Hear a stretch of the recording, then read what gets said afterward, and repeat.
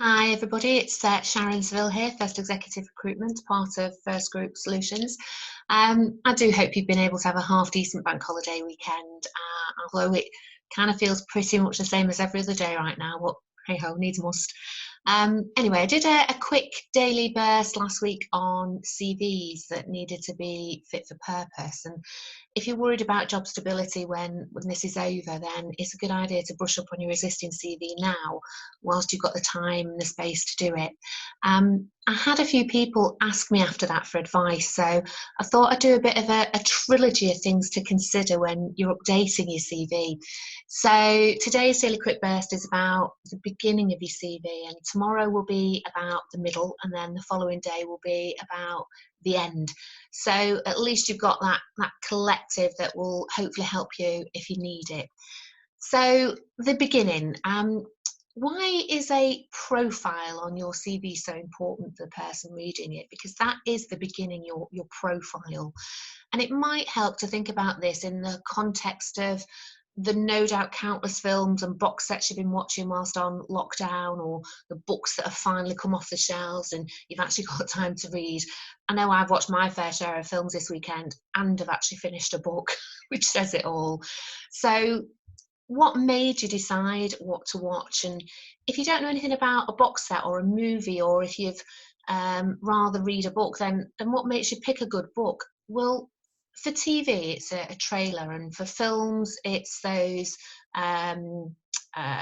little snippets of information. Or sorry, it's the other way around, actually, isn't it? For films, it's a trailer, and for TV, it's the snippets for the box sets that whet your appetite. And for books, it's the blurb on the back of a book, and that tends to help you make up your mind. Well, they're actually created so that the person watching or reading will be drawn in, and they'll want to watch the movie or the box set or read the book. And your profile on your CV is exactly the same. It's there to make sure that people keep reading it. And if the reader, the end employer in your case, is looking for that left-handed rocket astronaut, and your profile tells them about your driving capabilities, well, there's less chance of them carrying on wanting to read your CV. It's unlikely. So it's got to match. And again, to put it into the movie context, if you're an action-packed superhero, don't write a profile about a science nerd, because that's not what you are or what somebody might be looking for.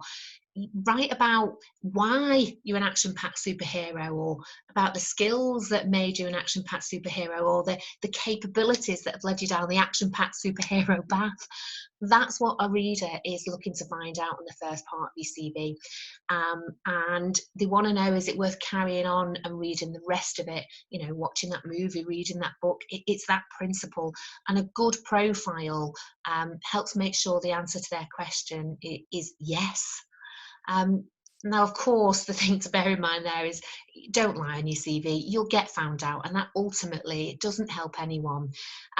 And if you're worried about being too specific, think about the genre, and work around that.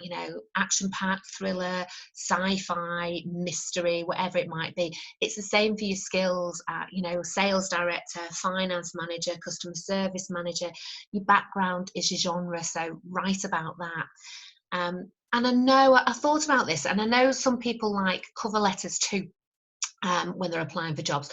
Personally, I'm not a fan. I rarely have time to read everything I need to, and everything I need to, in fairness, should be on a CV as far as I'm concerned. But I accept their place, and it's up to you if you choose to add one. However, what I will say is, if you do choose to add a cover letter, please do what you can to make sure the CV lives up to the hype of that cover letter. I can't tell you how many amazing cover letters that I've read over the years that whet my appetite. And then when I open the CV, it's like looking at a different person. And if that happens, gosh, how does anyone know which one is the real person?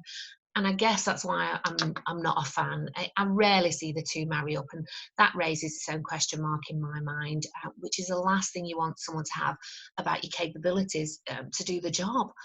So when you watch a trailer for Batman and decide that's the one for me, you don't really want Wile E. Coyote coming up on your screen, do you? And that's the point I'm trying to make. And there you have it. A great profile tells the reader to carry on reading your CV, and hopefully it will entice them to pick up the phone and give you a call. And of course, that's when the magic is all yours. You know, that's when you make the difference. I hope that that's been useful to you. If you need more insight, watch out for tomorrow's CV advice, which is about the main body of your CV and how you can ensure it kind of fits well. But in the meantime, and as usual, please stay well, stay safe, stay positive, and thank you all. And I'll see you all tomorrow. Sharon Seville, signing off.